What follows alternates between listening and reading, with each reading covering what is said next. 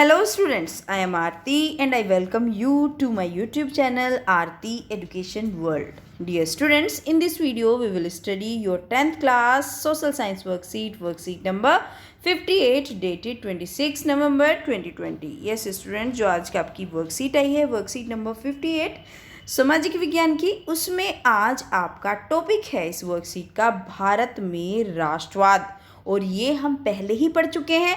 तो आज हम करेंगे इसकी पुनरावृत्ति, और रिवीजन से ही रिवीजन करना है। पुनरावृत्ति मतलब रिवीजन, तो रिवीजन से ही आप समझ जाइए क्या करना होगा।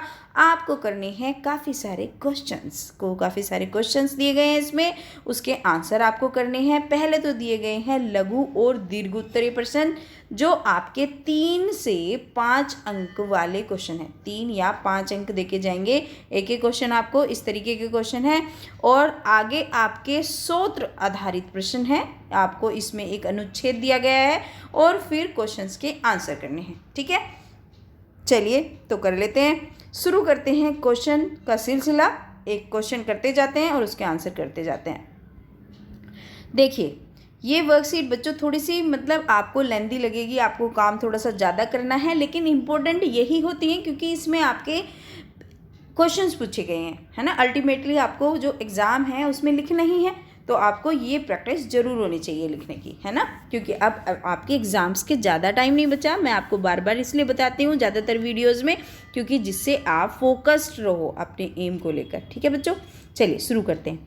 प्रश्न नंबर 1 है आपका वर्कशीट में, असहयोग आंदोलन आरंभ किए जाने के क्या कारण थे। तो इसके मुख्य कारण ये थे, एक तो प्रथम विश्व युद्ध की समाप्ति पर अंग्रेजों द्वारा भारतीय जनता का शोषण होने लगा था।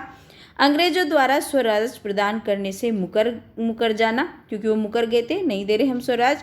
और रोलैक्ट एक्ट का पारित होना, रोलैक्ट एक्ट पारित हो गया था। जलियांवाला बाग हत्याकांड हो गया फिर।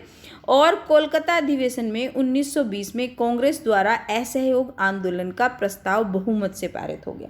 ठीक है, तो तब हुआ हमारा असहयोग आंदोलन शुरू। इतने सारे पॉइंट्स आपको लिखने हैं इसमें।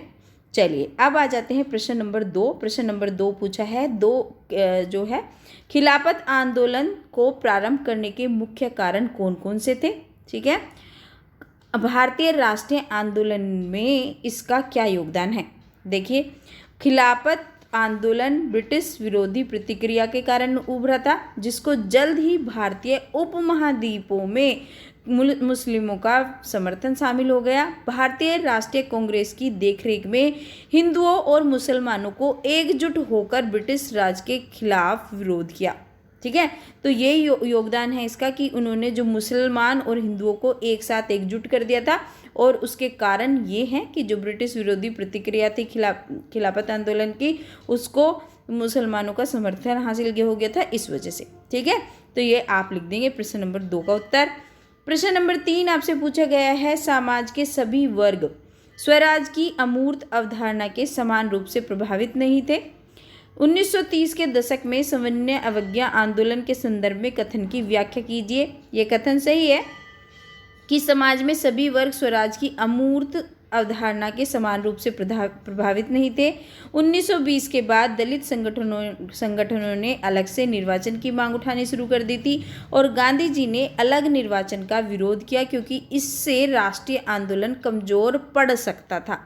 ठीक है, ये आपका पड़ है बच्चों, पढ़ सकता था, पढ़। ठीक है, चलिए आगे के चलते हैं क्वेश्चन नंबर 4 की तरफ। क्वेश्चन नंबर 4 में पूछा गया है आपका, 31 जनवरी 1930 को वायसराय इरविन को महात्मा गांधी द्वारा लिखे पत्र में कौन सी 2 मांगें दी गई थी। नमक कानून की मांग सबसे महत्वपूर्ण मांग क्यों थी। तो इसका उत्तर आप ये लिखेंगे बच्चों, 31 जनवरी 1950 को वायसराय इरविन को गांधी जी द्वारा लिखे गए पत्र में 2 प्रकार की मांगें थी। एक तो थी सामान्य मांग और दूसरी थी किसानों के हितों से संबंधित। नमक कानून की मांग में कुछ महत्वपूर्ण मांगें इस तरीके से थी, ये आप यहाँ पे डैश लगाइए, नशे पर रोक लगाना, आत्मरक्षा हेतु नागरिकों को हथियार रखने व लाइसेंस प्रदान करना, और राजनीतिक बंदिशों को छोड़ना, राजनीतिक जो बंदी थे बंदियों को छोड़ना इत्यादि शामिल थे। तो ये हो गई आपकी क्या ये इसके जो आपका क्वेश्चन था सेकंड वाला, ये इसका आंसर है, क्योंकि इसमें 2 क्वेश्चन है ना। नमक कानून की सबसे महत्वपूर्ण मांग, तो ये आपकी महत्वपूर्ण मांगे आ गई। ठीक है, चलिए अब देखिए, अब क्वेश्चन नंबर 5 पूछा गया है। बगानों में काम करने वाले लोगों ने महात्मा गांधी के विचार एवं स्वराज को लेकर अपनी अवधारणा थी कथन का समर्थन कीजिए, है ना। बगानों का काम करने के उनको अपनी अवधारणाएं थी, उसको आपको बताना है सही है कि नहीं है, क्या अवधारणा थी। तो महात्मा गांधी जी के विचारों और स्वराज की अवधारणा के बारे में बगान मजदूरों की क्या क्या चीज़ें थी। एक तो ये थी, बगान मजदूरों को के लिए आज़ादी का बड़ा महत्व था। वह उन 4 दीवारों से अब चाहे आ जा सकते थे और जिनमें उनको बंद करके रखा जाता था, क्योंकि पहले क्या होता था ना, बगान के जो मजदूर थे उनको आने जाने की परमिशन नहीं थी, है ना वो कहीं से संपर्क कर सकते थे। तो अब उन्हें ये भी लगता था कि वे अपने गांव से संपर्क रख लेंगे, बगानों से बाहर जाने की उन्हें छूट नहीं थी। पर अब क्या हुआ था, कभी कभी उन्हें इजाज़त मिल जाती थी। अब उन्होंने असहयोग आंदोलन के विषय में सुना तो हजारों मजदूर अपने अधिकारों की अवहेलना करने लगे और उन्होंने बगान छोड़ दिया और घरों को चल दिए। अब उन्होंने, जब उन्हें पता चला कि भैया असहयोग आंदोलन शुरू हो रहा है, तो उन्होंने क्या करा, उन्होंने मतलब जो उनके जो भी उनको वो दिया जाता था, ऑर्डर दिया जाता था, उसको भी अब वो इतना सीरियसली नहीं लेते थे, जैसे बिल्कुल आँख बंद करके अब वो उसकी अवहेलना भी कर देते थे, नहीं भी मानते थे, क्योंकि क्या था, असहयोग आंदोलन। उन्हें लगता था गांधी जी का राज आ गया है और इसलिए अब तो हर एक को अपने गांव में ज़मीन मिल जाएगी। उन्हें ऐसा लगता था भाई गांधी जी, अब तो गांधी जी का राज चलेगा और सबका मजा आ जाएगा, सबको गांव में ज़मीन मिल जाएगी। तो उनकी ये राय थी। इस कथन को हमने ऐसे सपोर्ट करा। महात्मा गांधी द्वारा अस्पृश्यता उन्मूलन के लिए उठाए गए कदमों की विवेचना कीजिए। तो ये कदम थे जो उन्होंने अस्पृश्यता यानी कि छुआछूत को हटाने के लिए योगदान दिया। पूना समझौते के बाद गांधी जी ने अपने आप को पूरी तरह सेवा में समर्पित कर दिया। 1932 प्रश्न नंबर 6 में आपके पूछा गया है, महात्मा गांधी द्वारा अस्पृश्यता उन्मूलन के लिए उठाए गए कदमों की विवेचना कीजिए। तो बताना है आपको कि छुआछूत के अंत के लिए गांधी जी ने क्या क्या कदम उठाए। तो इसमें इसका उत्तर आप इस तरीके से देंगे, गांधी जी ने अस्पृश्यता उन्मूलन के लिए अपना बहुमूल्य योगदान दिया। पूना समझौते के बाद गांधी जी ने अपने आप को पूरी तरह सेवा में समर्पित कर दिया था। 1932 ईस्वी में अखिल भारतीय छुआछूत विरोधी लीग की स्थापना करी उन्होंने। 1933 ईस्वी में गांधी जी ने हरिजन नामक साप्ताहिक पत्रिका का भी प्रकाशन किया और उन्होंने कई आरक्षण के साथ एक ही निर्वाचक मंडल की इच्छा भी जाहिर की थी। हालांकि अंबेडकर जी ने के नेतृत्व ने इसे स्वीकार नहीं करा था, लेकिन उन्होंने ये भी किया था। ठीक है, तो ये उनके जो कार्य करे हुए कार्य थे, इनमें ये सब शामिल कर लेंगे आप लोग। ठीक है, चलिए अब चलते हैं प्रश्न नंबर 7 की तरफ। प्रश्न नंबर 7 है आपका, सविनय अवज्ञा आंदोलन की प्रमुख विशेषताओं का वर्णन कीजिए। यह आंदोलन असहयोग आंदोलन से किस प्रकार भिन्न था। तो बच्चों इसको आप इस तरीके से लिखोगे, सविनय अवज्ञा आंदोलन की शुरुआत नमक कानून के उल्लंघन से हुई। उन्होंने समुद्र तट के गांव दांडी जाकर नमक कानून को तोड़ा और तो और सरकार के पास नमक बनाने का अधिकार भी था। गांधी जी का ध्येय था नमक कर पर जोरदार वार करना, इस अनावश्यक कानून को ध्वस्त कर देना। अब ये देखो, ये इसकी विशेषता है। छात्र सरकारी स्कूलों और कर्मचारी सरकारी दफ्तरों को छोड़ दें। स्त्रियां शराब, अफीम और विदेशी कपड़ों की दुकानों पर धरना दें। तो ये सब चीज़ें करना उनका वो था।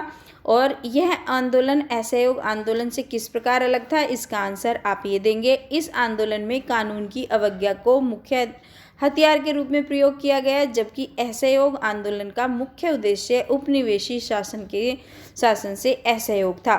तो ये था, क्योंकि जो आपका जो इसमें सविनय अवज्ञा यानी कि कानून को ना मानना और असहयोग आंदोलन जो हमारे यहाँ पे जो शासन हो रहा था उसके साथ सहयोग। क्वेश्चन नंबर 8 का क्वेश्चन का भारत में विभिन्न आंदोलन के में महिलाओं का भूमिका का वर्णन कीजिए। आप इसका आंसर इस तरीके से लिखिए।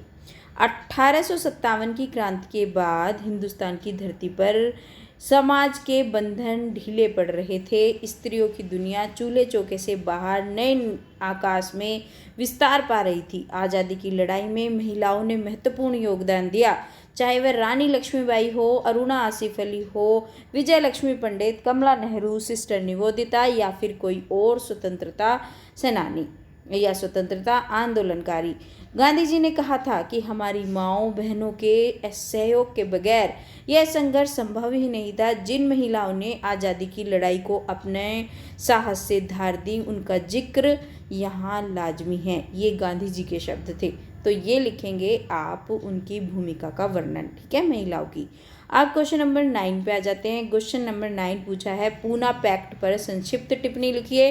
तो आप लिखेंगे पूना पैक्ट अथवा पूना समझौता भीमराव अंबेडकर व महात्मा गांधी के मध्य पुणे की यरवदा सेंट्रल जेल में 24 सितंबर 1932 को हुआ था।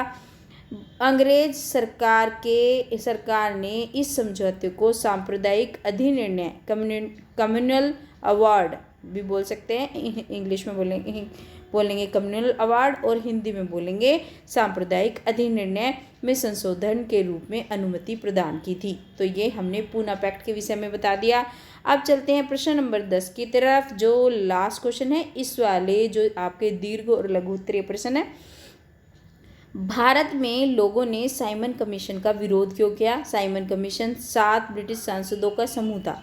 इसका गठन 8 नवंबर 1927 में भारत में संविधान सुधारों के अध्ययन के लिए हुआ था। साइमन कमीशन का बहिष्कार का मुख्य कारण, देखो अब कारण ये है क्योंकि भारतीयों को कमीशन का सदस्य न बनाए जाना, भारतीयों को नहीं बनाया था, इसमें एक भी सदस्य है, और भारत के शासन के संबंध में निर्णयों को विदेशियों द्वारा लिया जाना था। ये था इसका मुख्य कारण। चलो बच्चों, आप पढ़ लेते हैं आपका अनुच्छेद जो आपका आया है उससे हमें क्योंकि क्वेश्चन करने हैं। देखिए यह अनुच्छेद आया है, सत्याग्रह शारीरिक बल नहीं, सत्याग्रही अपने शत्रु को कष्ट नहीं पहुंचाता। ये आप खुद से पढ़ लेना क्योंकि वीडियो बहुत लंबी हो रही है। चलिए हम क्वेश्चन के आंसर कर लेते हैं जो इसमें पूछ रखे हैं। तो पहला क्वेश्चन आपका बच्चों पूछा गया है, ठीक है, क्योंकि उसको पढ़ लेंगे, आसान है, समझ आ जाएगा, उसमें ऐसा कुछ नहीं है। पहला क्वेश्चन है सत्याग्रह शब्द से आप क्या समझते हैं? तो सत्याग्रह का मूल अर्थ होता है सत्य के प्रति आग्रह, ठीक है, सत्य को पकड़े रहना, है ना। सत्य आग्रह मतलब सत्य को पकड़े रहना, सत्य प्लस आग्रह, है ना, प्लस कर लो इसका, सत्य को पकड़े रहना, इसके साथ अहिंसा को मानना। तो ये हो गया आपके पहले क्वेश्चन का आंसर। आत्मा का मूल क्या है? तो आपकी वर्कशीट में साफ साफ लिखा है आत्मा का मूल सत्य होता है। युद्ध के देवता की उपासना कौन करता है? तो युद्ध के देवता की उपासना इसमें लिखा हो गया है अंग्रेज करते हैं। इसका क्यों लिखा हो गया है युद्ध के देवता की उपासना? ऐसे थोड़ी ना उसकी पूजा करते हैं, उसका मतलब ये है कि वो युद्ध करने को हमेशा तत्पर रहते हैं, हमेशा युद्ध करने के लिए तैयार रहते हैं। चलिए ये था जो मेन क्वेश्चन मुझे आपको करवाना था, वो तो आप कर ही लेंगे, इतने तो बड़े हो आप। उपयुक्त गद्यांश का सार अपने शब्दों में लिखिए। तो सत्याग्रह के बारे में आपको कुछ लिखना है।